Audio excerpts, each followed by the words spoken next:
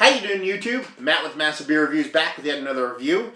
And we're going to be doing a Belgian beer today. Not only a Belgian beer, but an aged Belgian beer. Not only an aged Belgian beer, but an aged Belgian beer that I've never had. And not only an aged Belgian beer I've never had that's old, but also an aged Belgian beer I've never had that's old from a brewery I've never had a beer from. So, that's a mouthful. Anyway, this is Tournay de Noël. Never heard of this brewery before. Never had anything from this brewery before. Went to my local to-go place, saw this sitting there, picked it up immediately, looked it up to see what it was all about. Be like, okay, Belgian Strong Dark Ale. And then proceeded to see that it was a 2011 bottle. So, hell, I love aged beer. Might as well give it a whirl. As far as what it says on the label, it says Tournay de Noël, sorry. Bière Belge, artisanal. A bunch of foreign languages I cannot decipher. Belgian beer. And there's a whole big kind of like little story in the bottom here that's written in a foreign language that I cannot and will not butcher. And on the back it says the Tournay de Noël, 8.2% alcohol, product of Belgium, government warning stuff, and that's pretty much it. Yeah, that's about it. Other than that, label's kind of cool. A little bit graphic for my taste, but it's torn and screwed up, and the cap was dusty and kind of dented, so it's A-okay in my book. I'm actually crazy. I always say I'm super excited to try any beer I'm going to try, just because I always am. But for some reason, it's aged. 1. 2, if I tilt it, and whenever I look for my aged beers, I'll give it a good tilt. There's this super freaking funk ring on the top here. When a beer is sitting for years and years and years, it'll actually stain the glass, but also right where it peaks, it will put this heavy-duty kind of coating right at the peak there, and it looks pretty freaking fantastic. And the other thing is, it was originally $8 a bottle, and now it is $4. So I've never had it before, and the place has a ton of these. So if I drink this and it's going to come out the way I hope it comes out, Daddy's going to have a lot of good aged beer in his hands. But anyway, cap's actually super cool too. It's got your atypical like brewery stuff on it. It has like a foaming keg, oak barrel, sorry, and just like brewer paddles and stuff like that. But I wouldn't be able to show you because I'd have to get it up close and I have to refocus anything, so screw it. But it's very cool, very old school in its styling. So let's see. Belgian Strong Dark Ale I've never had and never heard of before. That's old. It's like kind of like a beer dream come true for me. Not a ton of funk in the bottle. I was expecting more. Nice yeast cake in there, but other than that, really not much going on. Head-wise, small to decently sized bubbles, nice creamy top, off-white head. That's all you get. Color-wise, got a nice, not density, super creaminess coming in, but there's a nice bit of funk in there. It's got a decent amount of carbonation going on. It's not crazy carbonated, but it's still in there. Hard to see because of how dark it is. It's like a super dark red as opposed to super dark brown, but yeah, looks quite nice. Let's see what she has in the nose. Oh, that smells delicious. It smells delicious. Like dark cherry, date, fig.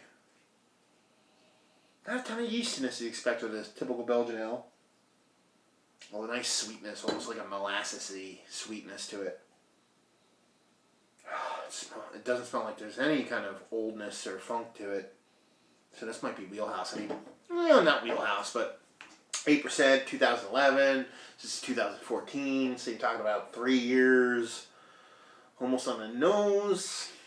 That's a nice amount of time for a beer to sit. Just that molasses-y sugar, and the sugar is there. That date and figginess. And those cherries, dark cherries. Smells delicious. I'm going to get in there. Cheers.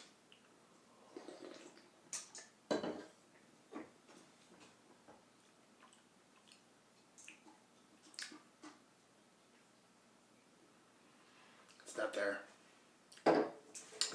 It's Don't know if it's an oxidation thing or it's a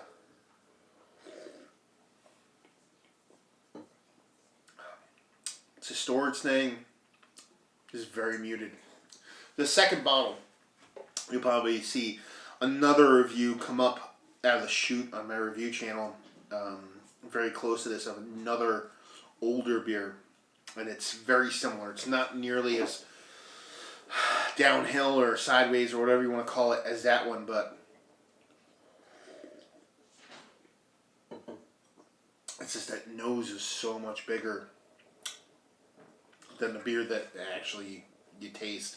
Not as bad as oxidized as that other beer that I had in the other review, but not really any kind of wet paper kind of like funkiness going on, which I'm not a big negative. It's not a big negative for me for beers that have a little bit of that going on, but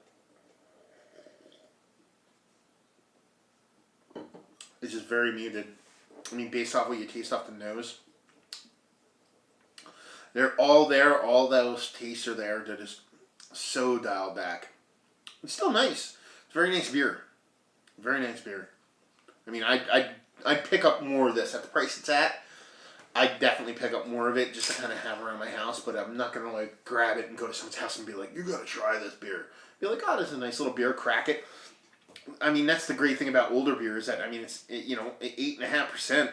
It's water, you know.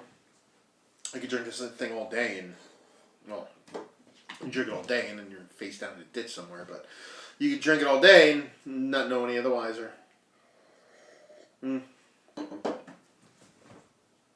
oh yeah, it's not bad, it's not turned. It's really bizarre. It has to be a storage thing, it has to be a handling thing, because you're talking about, unless it's just that kind of beer off the bat, that's kind of uninspiring. If you're talking about, an 8 and change beer that's 3 years old, it should be peaking, or just before peaking. It should be just getting to the point where it's super savory, super delicious, and super fantastic. And it feels like it's like a couple of years after that point, which is impossible because it's only from 2011. So, yeah. So, I'm not going to rate it. I'm not going to rate it. I'm not going to rate it on a scale of 1 to 100. I'm not going to give it availability and value scale just because it's so out in left field that it just doesn't even warrant that happening. So yeah, it's just a nice beer. I mean, if you were to find one that has a couple of years on it just to try it, especially at $4 a bottle, you can't go wrong. Just to try something new, especially if you're a fan of aged beer, you get a kick out of how stuff kind of ages and how stuff changes. So, and for that aspect alone, it's totally worth it. So yeah, Tournay de Noël. Not too shabby, but I had higher hopes based off the nose. So yeah, it's another review in the books.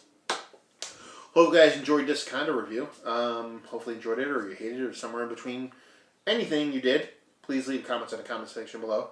If you watch any of our newer reviews, we've been kind of putting it out there for people to kind of clue us in on local beer, local good beer from in and around this country or other countries. Beer that you think is fantastic that doesn't get the pub, or beer that you like to see reviewed, or just beer that's not known and you think should be known, you know what I mean? Please let us know. We're not asking for free beer. Again, you want to send us free beer, that's awesome. We're not asking for free beer, just for information on the good stuff that most people don't know about. And yeah, that's pretty much it. I mean, other than that, if you'd like to check us out anywhere else on the internet, you can on Facebook, Twitter, and Instagram. We're way more active on Instagram, so if you're going to check us out anywhere, check us out there. Massive beers in all 3 of those places. And yeah, another review down. So hopefully you guys enjoyed the review. Hopefully you're enjoying a nice beer right now. And hopefully see you next time. Cheers.